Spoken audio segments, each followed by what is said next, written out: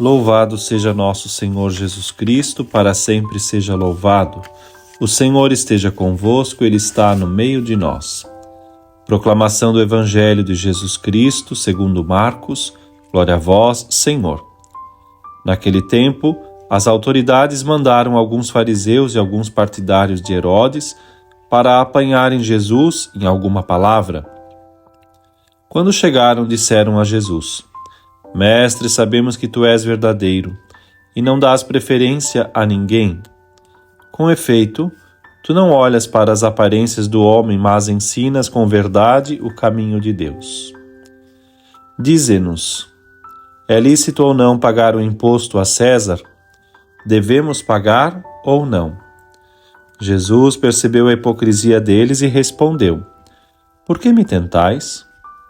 Trazei-me uma moeda para que eu a veja.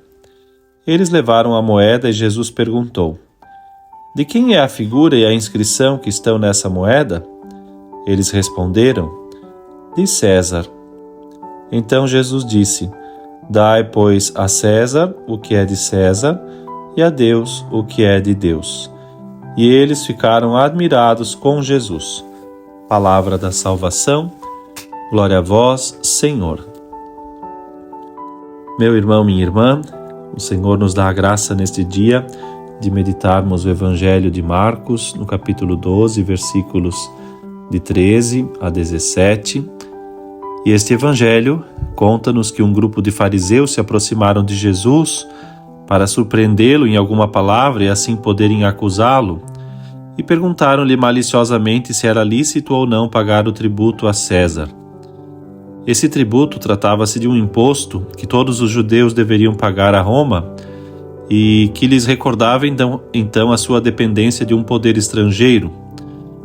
Não era um tributo extremamente pesado, mas levantava um problema político e moral, onde os próprios judeus estavam divididos a respeito da sua obrigatoriedade. E querem que Jesus tome o partido a favor ou contra essa imposição. E se o Senhor dissesse que sim, poderiam acusá-lo de colaborar com o poder romano, que os judeus odiavam, por ser o invasor. E se respondesse que não, poderiam acusá-lo de rebelião. Tomar partido a favor ou contra significava, no fundo, então, manifestar-se contra ou a favor da legalidade daquela situação política e social pela qual passava o povo judeu, e assim então colaborar com o poder de ocupação, fomentar a rebelião e tudo mais.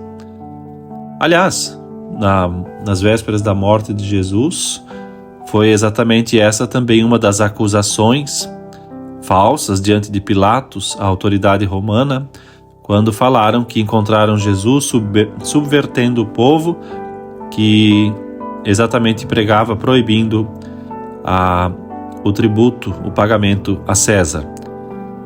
Jesus, como se lê no Evangelho, conhecendo a malícia da pergunta, pede uma moeda, pergunta de quem é a inscrição que ali está e deixa todos desconcertados pela simplicidade e ao mesmo tempo profundidade da sua resposta, quando diz: Dai a César o que é de César e a Deus o que é de Deus.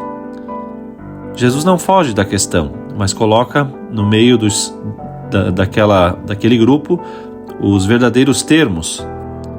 Trata-se então, e este é o significado desse Evangelho, que o Estado não se intrometa no plano das coisas divinas e de que a Igreja não intervenha em questões temporais, mutáveis e mesmo relativas.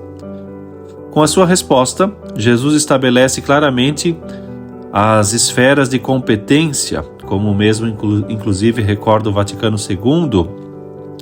Cada Estado, a Igreja ou os Estados civis, no seu âmbito próprio, são mutuamente independentes e autônomos.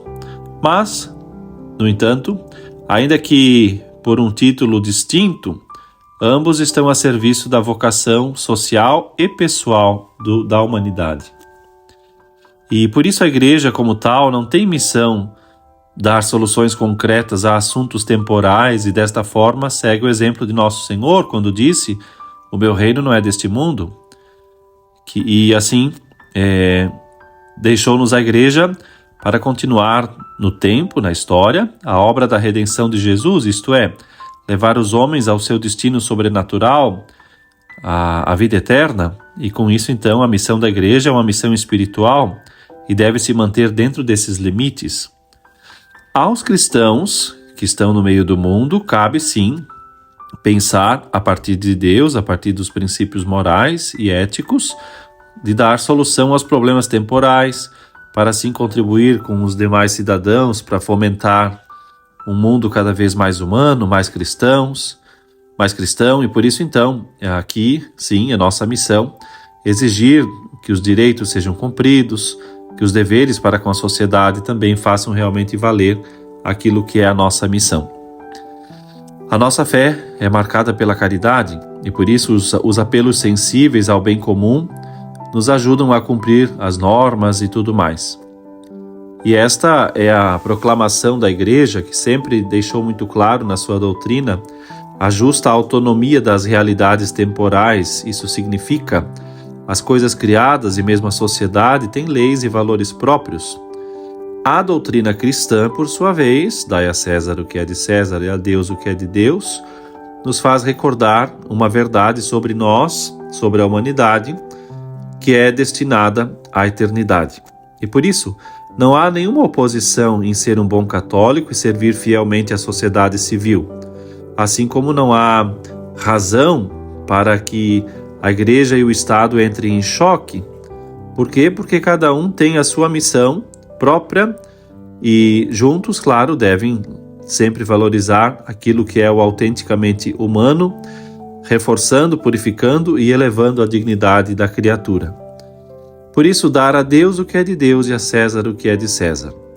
Ao Senhor pedimos a graça de dar a Ele aquilo que realmente lhe compete, de sermos cordiais, alegres, otimistas, termos tempo para a oração, para a vida conjugal, aos casados, a educação dos filhos e um amor verdadeiro aos homens por meio de atos muito concretos, vivendo realmente sempre santificando a realidade temporal. Deus te abençoe.